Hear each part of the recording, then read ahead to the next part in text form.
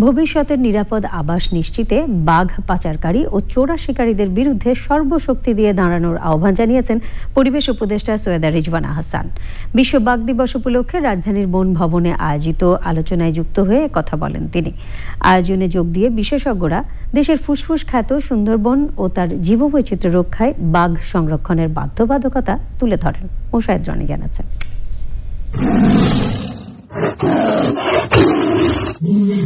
শত বছরের ব্যবধানে বাঘের সংখ্যা কমেছে ৯৫%। এমন বাস্তবতায় বিপন্ন বাঘ সংরক্ষণে বিশ্বের পাশাপাশি দেশেও বাঘ দিবস পালন। মানুষ বাঘ দ্বন্দ্ব নিরসনের পাশাপাশি হরিণ শিকারের নিয়ন্ত্রণ, বারবার অগ্নিকাণ্ড প্রতিরোধ এবং চোরা শিকার রোধে আরও কার্যকর ও দীর্ঘমেয়াদী ব্যবস্থা গ্রহণে গুরুত্ব আরোপ করেন বক্তারা। The tiger is just not an icon. এটি একটি বস্তুতন্ত্রের স্বাস্থ্যসূচক, একটি কিস্টোন স্পিসিস।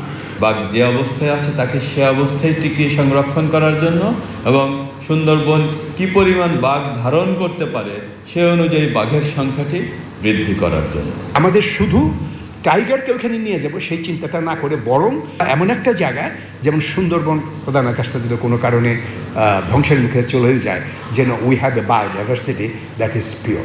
বাঘ দিবসের আয়োজনে ভার্চুয়ালি যুক্ত হয়ে বাস্তুতন্ত্র রক্ষায় বাঘ সংরক্ষণের সুফল জনগণের সামনে দৃশ্যমান করায় জোর দেন পরিবেশ উপদেষ্টা।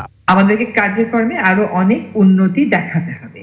বারবার সুন্দরবনে কেন আগুন লাগছে, একই জায়গায় কেন বারবার আগুন লাগছে, সেটা প্রতিহত করতে আমরা কি করব, এই কাজগুলো আমরা অন্তর্বর্তী সরকার চিন্তা করছি এবং আমরা কর্মপরিকল্পনা চূড়ান্ত করার দিকে যাচ্ছি। অনুষ্ঠানে সুন্দরবনে সংঘাতপ্রবণ বাঘ ব্যবস্থাপনা নির্দেশিকা এবং টাইগার্স অব দ্য সুন্দরবনস শীর্ষক দুটি বইয়ের মোড়ক উন্মোচন করা হয়। Moshahid Roni, channel I, Dhaka.